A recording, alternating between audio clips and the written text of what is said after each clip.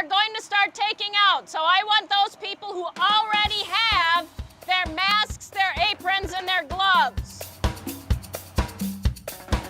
What I want you guys to think about before we go right for our priority collections is, can you safely get to those priority collections, or is there something else you need to do first? We had people starting to empty the rooms. It smells bad. It is smelly. This wasn't nearly as smelly as it could have been. And that's all that's going to fit. You don't want it any tighter than that. You'll never put a second layer on. Anything that's metal should have some sort of absorbent surface underneath it. Okay, where should that go? With animal skins and taxidermy mounts, avoid direct handling, air dry slowly or freeze. One of the priorities was the pastel in the frame. They had to climb over piles of wet books to get to a priority item. Those wet books that were on the floor had to be brought out. Be careful. A, you've got glass on the floor, you can see that. And B, these books are probably going to be heavier than you think they are. So it was helping to remind them all that the most important thing in any of our salvage operations and in any disaster is personal safety. We have one of our priority pieces available. We don't know if it was a priority because of the pastel that was in there or the frame. It could be the frame, you just never know. So we want to pick it up and carry it at the edges as much as we can. Oh, my team just went out with the frame. We've got bits of the frame here. So what we want to do is collect any little bits here of the frame and take that and go put it with the frame. So you're going to come under and you're going to start with the top layer. Carefully get your hand, and transfer it to a sling. So this is where we work in teams. You want to try to keep it intact as much as possible.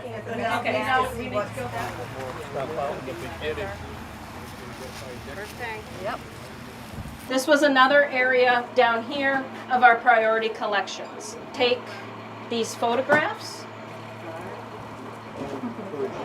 So these are my most heavily damaged items. Some that didn't have really any damage at all. And now that shows you a very good example of what having a box around them. Because those negatives are in pretty good shape. But they are wet. Yeah. If they're wet, you don't try to, No, you don't try to peel them Don't apart. do anything with them. Normally what you do with negatives, keep them in water until you can get them to a processor. The same thing with slides. Videotapes the same way. So that's a high priority. Yep. And then the last thing that goes as a priority is our ivory umbrella handle here. So now ivory is very sensitive to water. It will crack. So you're going to dip, dip, dip quickly. And then make sure you have an absorbent piece to roll it and blot off as much of the water as you can. Then it's going to go again with the airplane. Where would you like the priority item airplane? We had a painted metal airplane. The paint had expanded and bubbled. Is it worthy of being salvaged? Depends on what it is. Yeah. Do you want to have somebody come in and look? Is it worth $500 for somebody to come in and as a minimum amount of money? That was one of our examples of this is really something that you leave to the professionals to try to clean. These joints might have given way. Put it on an absorbent flat piece so it's supported and find a conservator. To make the consideration to bring in outside salvage companies and restoration companies for your assessment should happen fairly quickly as soon as you realize that you have an incident that's beyond your immediate resources. We had people taking books off of the shelves, and the books were stuck together. I think that was a surprise. They found out and were rather surprised that the flip-top document boxes that we use for archives, even though they were charred and wet, the items inside were still protected from the fire in many ways.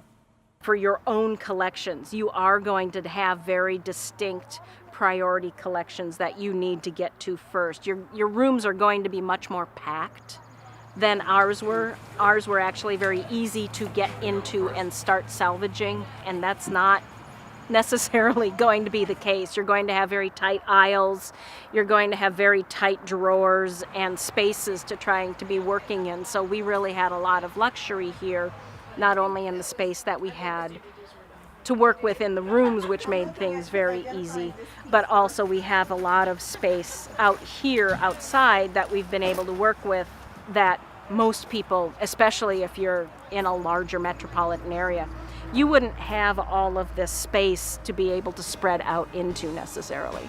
Is any of this paint look as though it's flaking off? Yes, I think it is. Spread it out and then open it up. And what you can do is interleave about every 20 to 50 pages. Yep. What you want to do is get the interleaving all the way in, as far in as you can. It's just paper or wax You paper? can use, no, not wax paper, because that's wax paper impervious. is not going to Absorb absorb anything. anything. So, but this way, and if you've got a fan, you put the fan here. Don't crank it all the way up because you're going to blow things around. And after you've done this, maybe a half an hour, maybe an hour, and you can come back, and now we'll turn it over, and we'll fan it again.